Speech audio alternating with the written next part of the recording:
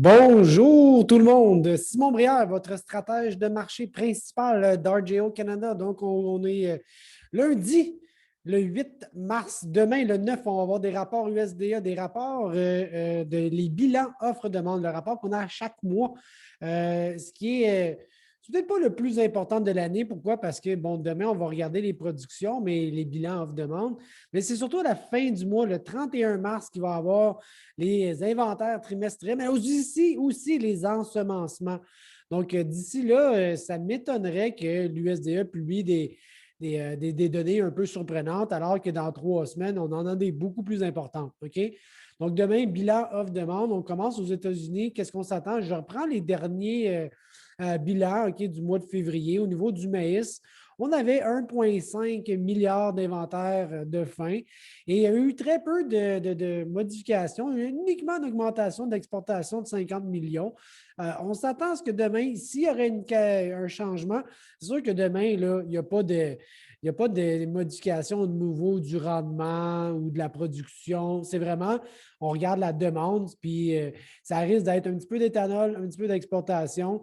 De manière générale, on s'attend que les inventaires pourraient baisser un peu avec la force de l'exportation qui a été quand même très forte. On le voit ici, là, depuis le début de l'année, les exportations nettes accumulées sont beaucoup plus fortes que les dernières années. Donc, possiblement que l'USDA pourrait augmenter les cibles d'exportation, mais de combien? On va avoir ça demain à midi au niveau des ratios d'utilisation en fonction de la demande. Mais on se déplace le long de cette courbe-là qui appelle à avoir des prix un petit peu plus élevés, toutes choses étant égales par ailleurs. Au niveau du soya, bien là aussi, on s'attend à très peu. En fait, il ne devrait pas avoir de révision au niveau des superficies ni du rendement. On va regarder beaucoup plus le côté exportation, un petit peu aussi la trituration, donc des catégories de demande.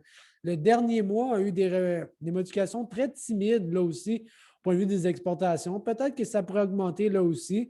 Avec 120 millions de boissons en inventaire de fin, on voit qu'on est vraiment dans un mode de pénurie et peut-être que ça pourrait baisser encore un peu, mais pas beaucoup, mais pourrait baisser encore demain.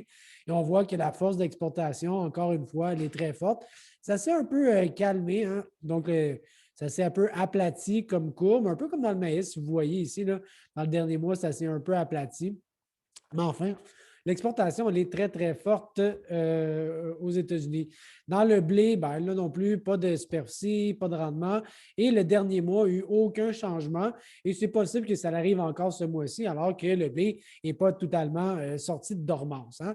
Donc, Amérique du Sud, maintenant, on va surveiller la situation au Brésil où dernièrement, les productions étaient très, très bonnes. On parlait de 133 millions de tonnes de soya, 109 millions de tonnes de maïs, qui étaient des augmentations comparativement à l'année dernière. En Argentine, je pense que ça peut être un petit peu plus difficile. Ça pourrait avoir baissé un petit peu. Là, on voit que le maïs, 47, 48 millions de tonnes au niveau du maïs soya, c'était légèrement en deçà de l'année dernière. Et puis, bon, ben, des attentes que ça pourrait baisser un peu ce mois-ci. On verra quand même. Donc, graphiquement, on voit un petit peu d'hésitation, ce mouvement de consolidation aux alentours de 5 piastres et demi à la bourse de Chicago. On n'arrive pas à faire vraiment des nouveaux hauts ni des nouveaux bas. Donc, des mouvements de côté au niveau de l'analyse technique. Dans le soya, maintenant, on avait tendance à vouloir dire, oh, peut-être qu'on aurait un signal d'achat supplémentaire avec des nouveaux hauts en fermeture, chose qu'on a un peu de misère à avoir pour le moment.